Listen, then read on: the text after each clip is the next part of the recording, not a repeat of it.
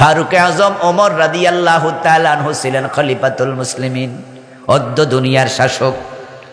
একদিন এক বাবা তার সন্তানের বিরুদ্ধে নালিশ নিয়ে হযরত ওমরের কাছে গেলেন। ওমরের কাছে গিয়ে বললেন, ওমর ফারুক খলিফাতুল মুমিনিন আমার কথা মানে না, কথা শোনে না, আপনি একটু তাকে ডেকে একটু ধমকায়া টমকায়া দেন, আপনারা খুব ডরায়। ওমরকে ডরাবে না, শয়তান পর্যন্ত ডরাই। হযরত ওমর বলল, ঠিক আছে, আগামীকাল তুমি তোমার সন্তানকে নিয়ে আমার দরবারে এসো। তো সন্তানকে সাথে নিয়ে বাবা হযরত ওমরের দরবারে হাজির। ওমর রাদিয়াল্লাহু তাআলা আনহু হাতে একটা লাঠি নিলেন। এটা লাঠি নিয়ে বসে ছেলেকে আবার শাসাচ্ছে, এই ছেলে, বাবা বিচার দেয় কেন তোমার বিরুদ্ধে? যুবক ছেলে কেন বিচার দেয়? কথা নাকি শোনো না? তো ছেলে বলছে, আমিরুল মুমিনিন, আসলে বাবার বিচারটা ঠিক, আমি আসলে বাবার অনুগত সন্তান নই। আমি চাই যে আমার বাবার কথা আমি মানি, শুনি, কিন্তু কেন জানি পারি না। সিদ্ধান্ত নেই, পরে সিদ্ধান্ত আবার উল্টে যায়। তবে আমি একটু আগে আপনার কাছে জানতে চাই, আমার বাবা যে আমার কাছে হক দাবি করে, আচ্ছা আমার কি কোনো হক আমার বাবার উপরে নাই, ছিল না? এই বিষয়ে একটু আজ আমারে করেন তো, আমার বাবাও শুনুক বা আমিও বুঝি যে কেন সিদ্ধান্তে অটল থাকতে পারি না। আমিও চাই যে আমার বাবার কথা শুনি, কিন্তু পারি না, পরক্ষণ উল্টে যাই।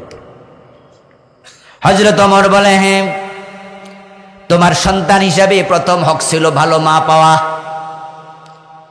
কারণ মায়ের চরিত্র সন্তানের উপরে তীর্যকভাবে প্রভাব বিস্তার করে। মা হয় যেমন, সন্তানও হয় তেমন। আমরা যে ভাষায় কথা বলি এটাকে কি ভাষা বলে? মাতৃভাষা। মাশাআল্লাহ, কি ভাষা বলে? আমাদের বাংলা হলো মাতৃভাষা। সৌদি আরবের মাতৃভাষা কি বাংলা? ওদের মাতৃভাষা আরবি। চায়নার মাতৃভাষা চাইনিজ, আমেরিকার মাতৃভাষা ইংরেজি। আমাদের মুখের এই ভাষাকে মাতৃভাষা বলে কেন? ফিতরি ভাষা কইতে পারে না? আমাদের বাবাও বাংলায় কথা বলে, মাও বাংলায় কথা বলে, তো বাংলাকে ফিতরি ভাষা কইতে কোনোদিন শুনছেন নি? কারণটা কি? কারণটা কি? কারণ আমরা মূলত বাবা থেকে ভাষা শিখি না, আমরা ভাষা শিখি মা থেকে। কারণ মায়ের কোল আমাদের সবচেয়ে বড় বিশ্ববিদ্যালয়। বলুন তো, আমাদের জীবনটা, আমাদের বাল্যকালটা মায়ের কোলে বেশি ছিল না বাবার কোলে? দুধ খাওয়াইছে কেডা? আদর যত্ন সবচেয়ে বেশি কে করছে? বাবারা রিক্সা চালাইছে, কৃষিকাজ করছে, চাকরি করছে, ব্যবসা করছে। যেমন আমরা পুরুষ মানুষ, আমিও তো 24 ঘন্টার মাঝে বলা চলে 6 ঘন্টা 4 ঘন্টা ছাড়া বাকি 20 ঘন্টায় বাইরে থাকি। তো আমার বাচ্চাগুলো কার হাতে মানুষ হচ্ছে? তো চরিত্র কি আমারটা পাবে নাকি? মায়ের কোলে সন্তান বেড়ে ওঠে, মায়ের কথাই শিখে। মা যদি ইংরেজিতে কথা বলে বাচ্চা ইংরেজ হবে, মা আরবিতে কথা বললে বাচ্চা আরাবিয়ান হবে, মা বাংলায় কথা বললে বাচ্চা বাঙালি হবে। এই জন্য মায়ের প্রভাব বেশি, মায়ের চরিত্রের প্রভাবও পড়বে তেমন। মায়ের পেট হলো সন্তানের জন্য একটা ফ্যাক্টরির মতো। এই যে আমরা চানাচুর খাই, চানাচুর কি হাতে বানায় নাকি এখন? বাংলাদেশে এখন জানেননি আপনারা, চানাচুর কি এখন হাতে বানায়? সুবহানাল্লাহ। যে জব অথবা ভুট্টা অথবা গম, যা থেকে চানাচুর বানানো হয়, এখন এমন মেশিন বাইর হইছে, ডাইরেক্ট গিয়ে জব ঢেলে দেয়, ভুট্টা ঢেলে দেয়, একবারে চানাচুর হইয়া প্যাকেট হয়ে বাইরে, উইদাউট এনি হ্যান্ড টাচ। আমাদের বাংলাদেশে একসময় চিনি কল ছিল, এখনো আছে বাংলাদেশে কিছু চিনি কল এখনো চলমান আছে, উত্তরবঙ্গে জয়পুরহাটে আছে। আপনারা কি চিনি কল দেখছেন? কেউ এমন কেউ আসেননি? দেখি, হাত তোলেন তো দেখি। ও আচ্ছা, 1-2 জন আছে, বেশি নাই, কারণ আমাদের এই অঞ্চলে তো নাই, ঢাকাতে নাই। আমি চিনি কল দেখতে গেলাম, মাহফিল করতে গেলাম জয়পুরহাটে, শুনলাম গিয়ে চিনি কল আছে, তো বললাম যে বিকালে চলো, ফ্রি ছিলাম, দেখতে গেলাম। গিয়ে দেখি যে বড় বড় কুশরের ভান্ডিল বেঁধে বেঁধে রাখছে। তখন আমাকে দেখাইতে নিল, ডাইরেক্টলি কুশর ঢুকাইয়া দেয়, এই মেশিন থেকে ও মেশিন, ও মেশিন থেকে ও মেশিন, ঘুরতে ঘুরতে দেখতে দেখতে যাচ্ছি। পরে দেয় লাস্টে দেখলাম যে চিনি পড়তেছে আর প্যাকেট করতেছে। অবাক! এই মেলগুলো বানাইছে নাকি ইংরেজদের আমলে। তখন আমি ভাবলাম, ইংরেজদের মাথা কি, বুদ্ধি কি রে বাবা! ঢুকলো কি? আর আপনি জব দিলেন, গম দিলেন, ভুট্টা দিলেন, চিনি বের হয়ে গেল প্যাকেজ হইয়া চানাচুর। এবার বলুন তো, চিনি ভুট্টাটা ভালো দানা, গমটাও ভালো দানা, কিন্তু যে মেশিনে দিছেন সেখানে কেরোসিন মিশ্রিত আছে। ওই মেশিন যে সাফ করছিল, ধুইছিল, কেরোসিন ভালো কইরা ডইলা মুইসা মুছে নাই, তাই কিছু কেরোসিন লাগে আছে মেশিনের ভিতরে। এখন গম যত ভালোই হোক, চানাচুর খাওয়া যাবে তো? প্যাঁচ লাগিয়া গেছে, মেশিনের ভিতরে সমস্যা। বাবা টাইটেল পাস, বাবা মাওলানা, বাবা দাওরা পাস, বাবা মুফতি, বাবা ডাক্তার, বাবা ইঞ্জিনিয়ার, বাবা প্রফেসর, কিন্তু যে মায়ের পেটে সন্তানের জন্ম হয় ওই মা পর্দা করে না, পেট দেখায়া চলে, পিঠ দেখায়া চলে।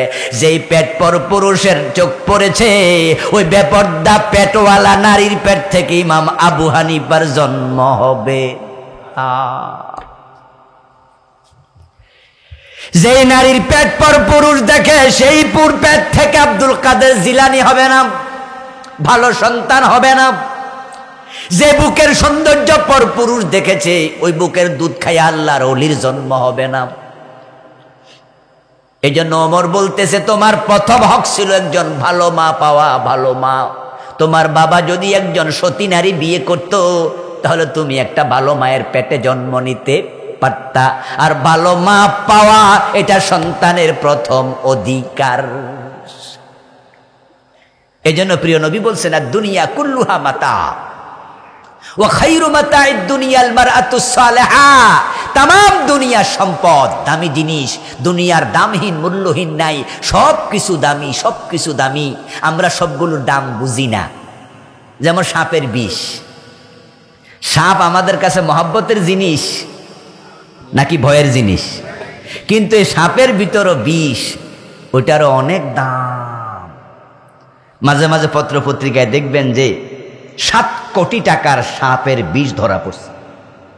সাপের বিষ দিয়ে কি বানানো হয়? ক্যান্সারের প্রতিষেধক, ঔষধ। সাপের বিষ এটাও দামি। আজ থেকে 200 বছর আগে মানুষকে যদি জিজ্ঞেস করা হতো গাছগাছালি কি কাজে লাগে, লোকজন জবাব দিত ফার্নিচার বানানো হয়, লাকড়ি বানানো হয়, গাছে ফল ধরে, মানুষ গাছের ফল খায়, এই গাছ দিয়া লাকড়ি হয়, তারপরে ভাত রান্না করা হয়।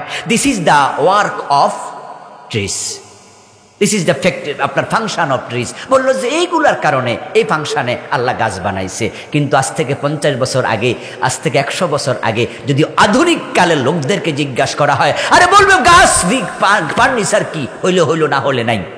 ফল ফ্রুট হইলে হলো, না হলে নাই। লাকড়ি হইলে হইলে, না হলে নাই। গাছ যদি না থাকতো, অক্সিজেন পাইতা কোথায়? ফার্নিচার না হলে মানুষ বাঁচে, ফল না খাইলে, ফুল না থাকলে মানুষ বাঁচে, লাকড়ি না থাকলেও মানুষ বাঁচবে। গাছের লাকড়ি দরকার নাই। আমরা যে খেরকুটা আছে এটা দিয়ে বাতায় জ্বালামো, কিন্তু অক্সিজেন না থাকলে বিকল্প কি? এই শিক্ষিত ভাইরা কথা বলেন, অক্সিজেনের বিকল্প আছে? এই গাছ যে অক্সিজেন সাপ্লাই দেয় 200 বছর আগের মানুষ জানতই না। আদ-দুনিয়া কুল্লুহা মাতা। নবীজি মুহাম্মদ সাল্লাল্লাহু আলাইহি ওয়াসাল্লাম বলছেন, তামাম দুনিয়া সম্পদ, খায়রু মাতা'id দুনিয়াল মারআতুস সালিহা। আর দুনিয়ার সব সম্পদের মাঝে সবচেয়ে দামি নিয়ামত হলো একজন সতী নারী, একজন সতী নারী। খনির মাঝে স্বর্ণ পাওয়া যায়, স্বর্ণের খনিতে, খনি থেকে স্বর্ণ আসে, খনি থেকে দস্তা আসে, তামা আসে, গ্যাস আসে, আপনার কেরোসিন আসে, খনি থেকে আসে। আর মায়ের পেট থেকে মানুষ আসে। মানুষ হচ্ছে সৃষ্টির মাঝে আশরাফুল মাখলুকাত। একজন মানুষ স্বর্ণের খনির চেয়ে দামি। মায়ের পেটে ওই মানুষ পয়দা হয়। হযরত ওমর বললেন যে তোমার প্রথম হক ভালো মা পাবে। 2 নাম্বার হক হলো তোমাকে তোমার মা বাবা জন্মের পর একটা ভালো নাম রাখবে, কারণ মানুষের জীবনে তার নামের প্রভাব অনেক বেশি। এই জন্য প্রিয় নবীজির কাছে যখন কেউ আসতো মুসলমান হওয়ার জন্য, আল্লাহর হাবিব যখন দেখতেন তার নামটা ভালো না, তখন সাথে সাথে পরিবর্তন করে দিতেন। আমাদের দেশও যখন কোনো হিন্দু মুসলমান হয়, নাম কি আমরা আগেরটা রাখি? আমরা তাকে আগেই তো জিজ্ঞাসা করি, এই ভাই আপনি যে মুসলমান হইবেন কি নাম চয়েস করছেন বলেন। এর মানে আমরা বুঝি যে আগের নামটা চলবে না। নামের প্রভাব আছে, শুধু দুনিয়ায় নয়, নামের প্রভাব আখেরাতে হবে। قال النبي صلى الله عليه وسلم إنكم تدعون يوم القيامة بأسمائكم وأسماء آبائكم فأحسنوا أسماءكم। রাসূলুল্লাহ বলছো, আমার উম্মত কিয়ামতের দিন আল্লাহ যখন তোমাদের ডাকবে, তখন তোমাদের এবং তোমাদের বাবার নাম ধরে ডাকবে। সুবহানাল্লাহ। আল্লাহ ডাক দেব অমক নাম ধরে, সুতরাং নামটা সুন্দর করে রেখো, সুন্দর চাইয়া রেখো, নামের প্রভাব আছে। নাম যদি আব্দুল্লাহ হয়, আব্দুর রহমান হয়, আল্লাহ তো ডাকবেন, ও আমার বান্দা আসো। আপনি এখান থেকে গাড়িতে উঠে ঢাকা যাচ্ছেন, মাসে পাশের সিটে এক ভদ্রলোক বসা আপনার পাশেই। 2-4-5 মিনিট পরে তাকে বললেন যে ভাইজান কই যাবেন? বলে ঢাকায়। বাড়ি কই? নরসিংদী, মনোহরদী, অথবা আপনি কাপাসিয়া। কি নাম? বলে আমার নাম আবুল কালাম আজাদ। তা আমার নামের সাথে মিলার কারণে আমি কিন্তু মুস্কি হাসি দিয়ে বলবো, আরে আপনি তো আমার মিতা। খেয়াল করেন, এই যে নামটা যখন মিলছে তখনই ঘনিষ্ঠতা আস্তে করে বেড়ে যাচ্ছে। আরে ভাই আপনার নামও কি আবুল কালাম আজাদ? বলে হ্যাঁ আমিও আবুল কালাম আজাদ। যদি 6 মাস পরও দেখা হয় আর আমি আস্তে করে বলি, এই ভাই ও আপনি? বলে হ্যাঁ। দেখেন নামের মিল। আবার মাঝে মাঝে নামে নামে জমে টানে, এটাও আছে। 2000 সম্ভবত 8-9 দিকে মাহফিল করতে গেলাম মানিকগঞ্জ, টাঙ্গাইল, মানিকগঞ্জের পরে। তো টাঙ্গাইলে মাহফিল করতে গেলাম। ওখানে এশারের নামাজের পরপর আমি উঠবো, স্টেজে উঠবো 9টা 9:30 দিকে। এশারের নামাজ পড়ে বসে আসি, ওরা হুজুরদের রেস্টের জায়গা করছে মসজিদের ভিতরে, একটু বিছনা টিছনা বিছায়া ওখানে রেস্টের জায়গা। এর মাঝে এলাকার চেয়ারম্যান সাহেব গেলেন, গিয়ে পাশে বসে পরিচয় দিলেন যে হুজুর আমি এই এলাকার চেয়ারম্যান। আমি বললাম মাশাআল্লাহ ভালো, বসেন। বলে না হুজুর বাহিরে পুলিশ আসছে। তো আমি জিজ্ঞাসা করলাম পুলিশ কেন আসছে? বললো ওই যে আবুল কালাম আজাদ নাম শুনছে তো তাই ওসি সাহেব পাঠাইছে। ওই যে আবুল কালাম আজাদ নামে একজন লাল দাড়িওয়ালা ছিল, যাকে বাচ্চু রাজাকার বলছে ওরা। আপনারা জানেননি, গ্রামের মানুষ সবাই নাও জানতে পারে, 2-4 জন তো জানবেন মনে হয়। এটিএনে ইসলামী প্রোগ্রাম করতো, বিখ্যাত আলেম, অনেক বড় আলেম। তো উনার নাম আবুল কালাম আজাদ। ওই ওসি সাহেব মনে করছে যুদ্ধাপরাধী পাইয়া গেছি, এজন্য পুলিশ পাঠাইছে, উনি হইলে ধরে নিয়ে আসবা। এতে করে ওসি সাহেবের প্রমোশন হইয়া এসপি হইয়া যাইব, ঠেলায় নাম সুনাম হবে, চান্স পাইছে। যখন আমি বুঝে ফেলছি, যখন বলতেছে ওই নাম শুনে আইছে, আমি বললাম যে পুলিশকে ডাকেন, ভিতরে আসতে বলেন। চেয়ারম্যান সাহেব বলেন না না ভিতরে আসা লাগবে না হুজুর, এখন মানে দেখলো যে আমার তখন দাড়ি সব কাঁচা, একটাও পাক ধরে নাই। তো দেখলো কি রে, যেই বেটা রাজাকার, এর মানে তাহলে তো যুদ্ধের সময় বয়স হওয়া লাগবে 20-25। তো এমন যে দাড়ি সব কাঁচা, তো নামে না মিলে, বেড়া তো মিলে না। তা আমার এবার বলছে আপনার বাড়ি কোথায়? আমি বললাম যে আপনার কাছে ইন্টারভিউ দেবো না, আমি আপনার কাছে আমি ইন্টারভিউ দিতে আসি নাই। আর আপনি যে আবুল কালাম আজাদ সাহেবকে খুঁজতে আসছেন, আপনাদের অজপাড়া গায়ের মাহফিল করার মতো এত ছোট আলেম উনি না, আমি ছোট আলেম, উনি অনেক বড় হুজুর। এ গ্রামে ডাকলেও উনি আসবে না। চেয়ারম্যান সাহেব আমি এসে কিন্তু খোঁজ নিয়েছি, যাওয়ার সময় পথ নিরাপদ কিনা, ডাকাতি হয় কিনা। এই লোকেরা বলছে আপনার রাস্তায় নাকি ডাকাতি হয়, ডাকাত ধরতে পারেন না, হুজুর ধরতে আসছেন, কাম পান না খাইয়া। 2-4টা কথা বলছি, উনি শরম পাইয়া দিকে আস্তে করে উঠে চলে গেছে। তখন আমি বুঝেছি নামে নামে জমে ওঠানে আল্লাহ সারাইছে। আর যদি দাড়ি ফাঁকা হইতো তাহলে ওনার মামলা আমি ওই দিন আমি আপাতত খাওয়া লাগতো, হয়তো থানায় যাইয়া সারা পাইতাম, যে বলতাম ভাই আমি উনি না, কিন্তু আপাতত ছাড়তো না। হাসরের ময়দানে আল্লাহ যখন ডাক দেবে আব্দুল্লাহ, আব্দুল্লাহ অর্থ কি বলেন? আব্দুল্লাহ অর্থ কি? আল্লাহ বলবো আমার গোলাম আসো, নামে মহব্বত তৈরি হবে। আমার বন্ধু, মেয়ের নাম যদি ফাতেমা রাখেন, আসিয়া রাখেন, খাদিজা রাখেন, আপনার মেয়ে যখন বুঝতে শিখবে একটু বড় হইয়া, তখনই সে জানবে ফাতেমা নামে আমার নবীর একজন কন্যা ছিল। মেয়ের নাম আয়েশা রাখেন, মেয়ে জানবে আল্লাহর নবী স্ত্রী আয়েশা হাদিসের সবচেয়ে বড় মুহাদ্দিসা ছিল। সন্তানের নাম ওমর রেখে দেন, ওমর। আলহামদুলিল্লাহ, এখানে যে মাদ্রাসা, আজকে যে মাহফিল দেখলাম, মাদ্রাসার নাম দিয়েছে মাদ্রাসা তো ওমর ইবনে খাত্তাব। ভালো লেগেছে, নামটা শুনে ভালো লেগেছে, ভালো লেগেছে। প্রথমে নামটা শুনে একটা মহাব্বত লাগছে, যেটা এখন বললাম। ছেলের নাম ওমর রেখে দিলেন, আপনার বাচ্চা বড় হয়ে জানবে রাসূলুল্লাহ সাহাবী, ইসলামের দ্বিতীয় খলিফা ছিল ওমর। তার মনে ওমরের মতো হওয়ার শখ জাগতেই পারে। আল্লামা সাইদি যদি কারো নাম রাখেন, দেলোয়ার হোসেন সাইদি, এই নাম রাখলে কিন্তু বেটা বড় হইয়া বুঝবে যে মনে বড় বক্তা বক্তা লাগতেছে আমার, এটা প্রভাব থাকে। দুর্ভাগ্য, ওমর বলছে এটা তোমার অধিকার ছিল ভালো নাম পাওয়া। পরে বলছি শেষ কাহিনী কি এই ঘটনার। এখন এই যে ভালো নাম সন্তানের অধিকার, আমরা কিন্তু আজকে এটা ভুলতে বসেছি। ভালো মা পাওয়া সন্তানের অধিকার, এটা আমরা ভুলতে বসেছি। এক সময় কিন্তু আলহামদুলিল্লাহ বাংলাদেশে আমাদের চাচারা দাদারা আমাদেরকে বিয়ে করাতে, আমাদের বড় ভাইকে আমাদের বাপ চাচারাও যখন বিয়ে করছে, এই লেভেলে যারা ছিল মুরব্বীরা, তখন তারা বিয়ে করাতে গিয়ে জিজ্ঞাসা করতো, মেয়ে কি কোরআন পড়তে পারে? বেশ সাহেব, মাইয়া বোরকা পরেনি, মাইয়ার পর্দা টর্দা করেনি। এখন এগুলো ভুলে গেছে। এখন কোরআন পড়তে পারে কিনা আমি জানি না, কেউ জিজ্ঞাসা করে কিনা, 100 জন 1-2 জন পাবেন। এখন প্রথমে জিজ্ঞাসা, মাইয়া কি পাস? সবাই পাস নিয়ে ব্যস্ত, দিগের কথা ভুলে গেছে। আমার দোস্ত, মেয়ে পর্দা করে কিনা প্রশ্ন তো হয় না। এখন পর্দানশীল নারী পাওয়া বড় কঠিন। শুধু মহিলা মাদ্রাসাগুলো থাকার কারণে ভাগ্য ভালো, মাদ্রাসায় মেয়ে পড়ার সুযোগ থাকার কারণে রাস্তায় বোরকাওয়ালা মেয়ে দেখা যায়। যদি মহিলা মাদ্রাসা না থাকতো, বোরকাওয়ালা মাদ্রাসায় পড়ার ব্যবস্থা না থাকতো, তাহলে শুধু হাই স্কুল কলেজে যেভাবে চলছে মেয়েরা, তাহলে বোরকাওয়ালা মেয়ে রাস্তায় পাওয়া কঠিন হয়ে যেত। ঢাকা শহরে মাঝে মাঝে গুলশান বনানী গেলে মনে হয় এটা বাংলাদেশ মুসলমানের দেশ, সন্দেহ হয়।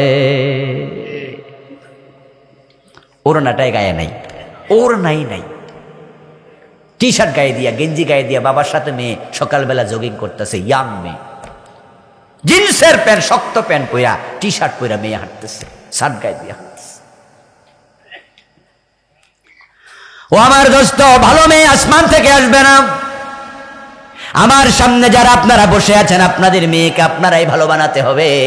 আপনার মেয়ে যদি ফাতেমার মতো হয়, পর্দানশীল হয়, তাহলে আপনার মেয়ের পেট থেকে হাসান হোসেনের মতো নাতির জন্ম হবে। আপনার মেয়ে যদি ফাতেমার মতো হয়, তাহলে হাসান হোসেন আসবে। আর আপনার মেয়ে যদি উল্টা পাল্টা চলে, তাহলে এরশাদ শিকদার আসবে, ওই ডিপজল আসবে, ঐশীদের জন্ম হবে। প্রিয় ভাই, হযরত ওমর বললেন যে তুমি ভালো নাম পাওয়ার অধিকারী ছিলে। এখন তো নামের ক্ষেত্রে দৈন্যতা চলছে, আমরা সবাই আধুনিক নাম খুঁজতেছি। আধুনিক নাম খুঁজতে খুঁজতে এমন নাম রাখে যে নামের অর্থ জানে না, কিন্তু ইংরেজ ভাব। আর কিছু উদ্ভট নাম, আকাশ, বাতাস, ঝড়, তুফান, নাম রাখছে সাগর, বৃষ্টি, মেঘলা, নাম রেখেছে ক্যাপসন। আশ্চর্য, ক্যাপসন মাসের নাম পায়। আগুন, আগুন, আগুন নামে আছে না আগুন। আচ্ছা, যার নাম আগুন সে জ্বালাবে না, কি করবে বলেন তো? জ্বালাবেই তো। ম্যাগাজিনে পড়লাম, রাস্তায় মাস্তানি করছে রাতের বেলায়, পুলিশ ধরে নিয়ে গেছে 5-6টাকে। ধরে নিয়ে পুলিশ ওদেরকে রাতের বেলা রেখে দিল তার গারদে। সকালবেলা বাবারে খবর দিয়ে বলছে, যেগুলা দিয়ে দাও, আপনার ওই যে সাদা কাগজে বনসই দিয়ে যান যে আপনার ছেলে রাতের বেলায় রাস্তার মোড়ে দাঁড়িয়ে মাস্তানি করবে না, সিগারেট টানতেছে, 5-7টা হইছে করতেছে। লাস্টে একটা পড়ে গেছে, এটার নাম জিজ্ঞাসা, তোর নাম কি? আমার নাম বুলেট। ওসি সাহেব তার বাবারে ডাক দিছে, ডাক দিয়া কয় যে এই এদিকে আসেন, বসেন, ছেলের নাম কি? কয় বুলেট। ওসি সাহেব বলতেছে সেন্ট্রি কনস্টেবল ছেলেরে বাইর কর, বাবারে গারদে ঢুকায়। এখন বুলেটের বাবা কয় আমার দোষ কি স্যার? আপনার দোষ নাই, ছেলের নাম যদি বুলেট রাখেন হে তো মাস্তানি করবে ডাকি।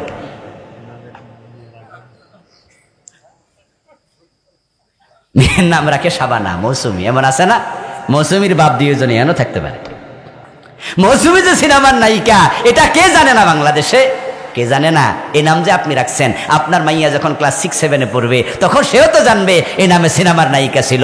বলুন তো ওই নামের প্রভাবে তার ভিতরে নায়িকা হওয়ার সব জায়গার সম্ভাবনা আছে না নাই?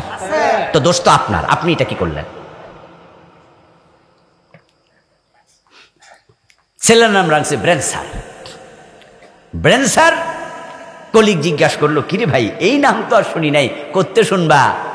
গুগল সার্চ দিয়ে বাইর করছি। মাঝে মাঝে আমরাও নাম রাখলে পছন্দ হয় না, আমরা কাছে আইলে বলি না রাখেন আব্দুল্লাহ, আব্দুর রহমান, বলে হুজুর এটি বুড়া বুড়া নাম। বাচ্চা মানুষের নাম রাখবেন বুড়া মানুষের নাম? আবু বকর ওমর করলে আরো বুড়া, 14-16 বছর আগের নাম। হুজুর ইয়াং নাম দেন, ইয়াং নাম, আধুনিক নাম।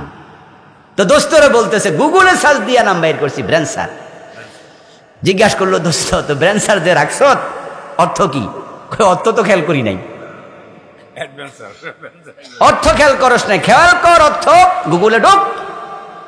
আবার গুগল সার্চ দিছে, মুখ গেছে কালা হইয়া। জিজ্ঞেস করে কিরে দোস্ত অর্থ কি খারাপ নেই? না না অর্থ খারাপ না, তো মুখ কালা হয়েছে কেন? ফরে কমু। বেশি ফাজলামি করিস না, গুগলে কিন্তু আমি ঢুকতাছি।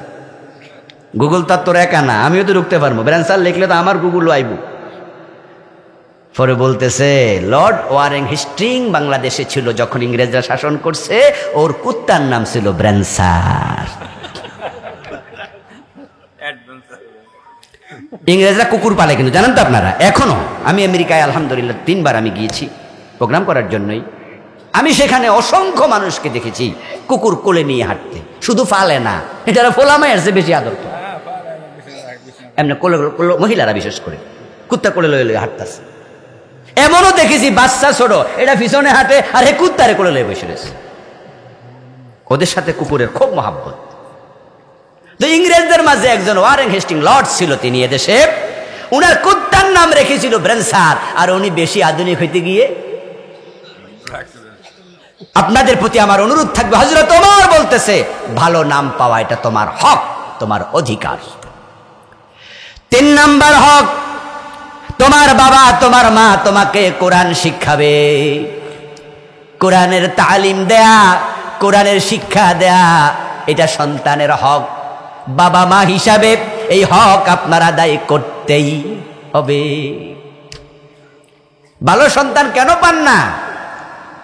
আপনি তো হক আদায় করেন না। খালিদ বিন ওয়ালিদ রাদিয়াল্লাহু তাআলা আনহু বলছে উমিরনা আন নুআল্লিমা আওলাদানা আর-রামিয়া ওয়াল কুরআন। খালিদ বিন ওয়ালিদ বলেন আমরা আদিষ্ট হয়েছিলাম, প্রিয় নবীজি বলেছে সন্তানকে 2টি শিক্ষা দেবেই, একটা হলো কোরআন আর একটা হলো তীর কিভাবে চালায়, যুদ্ধবিদ্যা। হযরত খালিদ বিন ওয়ালিদ বলেন আমরা আদিষ্ট হলাম সন্তানদেরকে 2টি জিনিস শিখাতে। 1 নাম্বার কোরআন। কোরআন শেখানো বাবার দায়িত্ব, মায়ের দায়িত্ব। এখন বাংলাদেশের সন্তানরা কেন ভালো হয় না? কারণ তারা অধিকাংশ আল্লাহর কোরআন দেখে দেখো পড়তে জানে না। আমাদের প্রাইমারি স্কুলগুলোতে কত % সন্তান পড়ে? মাদ্রাসায় পড়ে কত %? আপনাদের টোটাল কাপাসিয়াতে প্রাইমারি সরকারি কয়টা আছে হিসাব করেন। সরকারি প্রাইমারি পাবেন 100-র বেশি কমপক্ষে, আর সরকারি ইফতেদায়ী মাদ্রাসা একটাও নাই, একটা সরকারি নেই। সারা বাংলাদেশে সরকারি কলেজ আছে 100-এর উপরে, ইউনিভার্সিটিও আছে এখন সরকারি 50-এর কাছাকাছি, কিন্তু সরকারি মাদ্রাসা আছে মাত্র 3টা।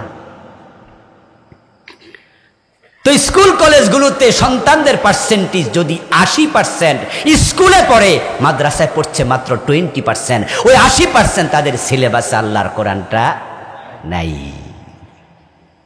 এই জন্য ইউনিভার্সিটি পড়ে MA পাস করে, কিন্তু দেখে দেখে কোরআন পড়তে পারে না, সিলেবাসে তো নাই। দোষ তো ওর না, দোষ তো সিলেবাসের।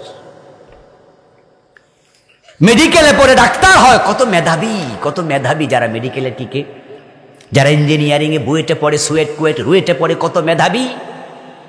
একজন ইঞ্জিনিয়ার কতটা বই পড়তে হয় পুরা জীবনে, 1 থেকে মাস্টার্স লেভেল পর্যন্ত, শেষ বর্ষ পর্যন্ত যতগুলো বই পড়লো, ওই বইগুলোকে একটার উপর একটা যদি রাখে মাথা পার হয়ে যাবে। এত বই মুখস্থ করলো, ইংরেজি অনর্গল কথা বলে ডাক্তার ইঞ্জিনিয়ার, কিন্তু আল্লাহর কোরআনটা ছোট্ট একটি বই, এটা দেখে দেখে পড়তে পারে না।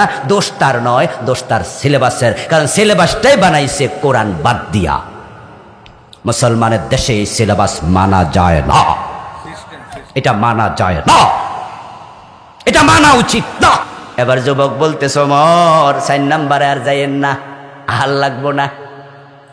আমি এখন বুঝেছি কোন কারণে আমি সিদ্ধান্ত অটল থাকতে পারি না, কারণ আমার বাবা এ 3টা অধিকারের একটাও আমাকে দেয় নাই। আপনি বলছেন প্রথম অধিকার ভালো মা পাওয়া। আমার বাবা বিয়া করছে একজন দাসী, আর দাসী চরিত্র ভালো কেমন আপনি বোঝেন, হাত বদল হয়, হাত বদল, এ কিনছে ও কিনছে ও কিনছে, সবাইয়ের ঘর করছে। আমি দাসীর ছেলে, ওর পরিত্রাস প্রভাব আমার ভিতরে আছে। 2 নাম্বার নাম, আমার নাম রেখেছে হাফন। হাফল অর্থ চামচিকা। আপনাদের এই কাপাসিয়া লোক চামচিকা চিনে তো নাকি? ওই যে কুড়ে ঘরের ভিতর থেকে মাগরিবের সময় ছোট ছোট পাখি বের হইয়া ফুরুত ফুরুত করে উড়াল দেয়, এগুলোর গতি কি কম না বেশি? ইয়েস মাশা, চিনছেন তাহলে? এমন গতি, এমন দৌড় মারে, বলে আমার নাম হলো চামচিকা, তো এক জায়গায় থাকি কেমনে, আমি তো দৌড়ামুই, সিদ্ধান্ত নেই ভালো, কিছুক্ষণ পর উল্টে যাই, নামের প্রভাব কাজ করছে। 3 নাম্বার আমাকে কোরআন শিখানো আমার বাবার দায়িত্ব, অথচ আমার বাবা আমার সামনে জিজ্ঞাসা করেন, সে আমার কোরআন শিখায় নাই। হযরত ওমর রাদিয়াল্লাহু তাআলা আনহু দুটুকু শুনে হাতের লাঠিটা এবার শক্ত করে ধরে ছেলের দিক থেকে বাবার দিকে ফিরে বলতেছে, এই মিয়া, তুমি হক চাওয়ার জন্য আমার কাছে আসছো, ছেলের হক, আমার তো মনে চায় এই লাঠি ছেলেকে না দিয়া তোমার মাথায় মারি। যদি সন্তানের কাছে হক দাবি করো, আগে তোমার উচিত সন্তানের হক আদায় করা। এবার আপনারাই বলুন তো, ভালো সন্তান পাইতে হলে তাদের প্রতি আমাদের দায় দায়িত্ব আছে না নাই? আলহামদুলিল্লাহ, এখানে একটা মাদ্রাসা হয়েছে, মাদ্রাসা ওমর ইবনুল খাত্তাব। এই এলাকায় ভালো মানুষ তৈরির একটা বিশাল ফ্যাক্টরি হয়ে গেছে, এবং যারা গরিব অসহায় আছে, ইয়াতিম আছে, আমাকে মাদ্রাসা কর্তৃপক্ষ ভাইয়েরা বলেছেন যে আমরা বিনা পয়সায় তাদেরকে খাওয়াবো, শিখাবো। এই সুযোগে মাদ্রাসা আপনাদের করে দিয়েছে। এরপরেও যদি সন্তানদেরকে আলেম না বানান, দোষ কি আরেকজনের না আপনার? এমন একজন সন্তান রেখে যান প্লিজ, একজন রেখে যান যারা আপনার মরার পরে জানাজার নামাজের ইমামতি করতে পারবে, একজন রেখে যান। আর এখন তো আলেম বানাইলে টেনশন নাই, আগে তো বলতো হুজুররা খাইতে পায় না, আর এখন মানুষ দেখে যে হুজুররা খাই না। আলহামদুলিল্লাহ, আলহামদুলিল্লাহ, এখন খাইয়া হুজুররা শেষ করতে পারে না। পয়সার অভাব নাই, পয়সা নিয়ে আমাদের পিছে মানুষ লাইন ধরে ঘোরে। আজকেও আপনাদের এখানে আসার পরে কুড়িগ্রাম মাহফিল চাইলো, প্রথমবার শুনতে চাইনি, বলেছি যাব না, হুজুর হেলিকপ্টারে নেবো, রাখো তোমার হেলিকপ্টার, সময় নেই। পরে আবার ফোন দিয়েছে, দেওয়ার পরে ধরলাম, ধরার পরে বললো হুজুর কিছুক্ষণ আগে কাইটা দিছেন, এখন একটু শুনবেন না? তা আমি দয়া করে একটু শুনলাম। পরে ব্যাখ্যা দিল যে আমরা দিনের বেলা আনবো, দিনের বেলা মাহফিলটা করে আবার ঢাকায় চলে যাবেন, রাতের মাহফিলটা ঠিক থাকবে, আমরা হেলিকপ্টারে করে এনে আবার পৌঁছাবো। আমি বললাম কয় তারিখ? তারিখ বলল, ডায়েরি খুলে দেখি সেদিন দুপুরবেলা আমার মাহফিল ভৈরবে। তা আমি বললাম যে ভাই, কথা মনোযোগ দিয়ে শুনেছি আপনাদের আগ্রহ দেখে, কিন্তু রাতে আছে একটা, দিনে তো ভৈরবে দিয়া রাখছি, তো হেলিকপ্টার কেন, বিমান দিল তো লাভ নাই, যার সাথে ওয়াদা দিয়েছি ওয়াদা তো ভাঙ্গা যাবে না। আমার বাবা হয়তো ভাবেনি যে তার সন্তানকে মানুষ টাকা দেবে, এত খাওয়াবে। আমার বাবা হয়তো ভেবেছিল যে আমার 3টা ছেলে, আমরা 3 ভাই, আমার বাবা হয়তো ভেবেছিল একটারে আলেম বানাই, কমপক্ষে জানাজার নামাজের ইমামতিটা করবে। রিজিকের মালিক কে? ওটা নিয়ে আপনি ভাবা দরকার নাই, ওটা আল্লাহর হাতে ছেড়ে দেন।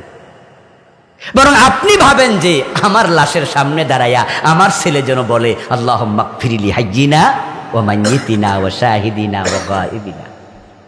আমার ছেলে যেন আমার কবরের পাশে দাঁড়িয়ে বলে রাব্বির হামহুমা কামা রাব্বায়ানি সাগীরা।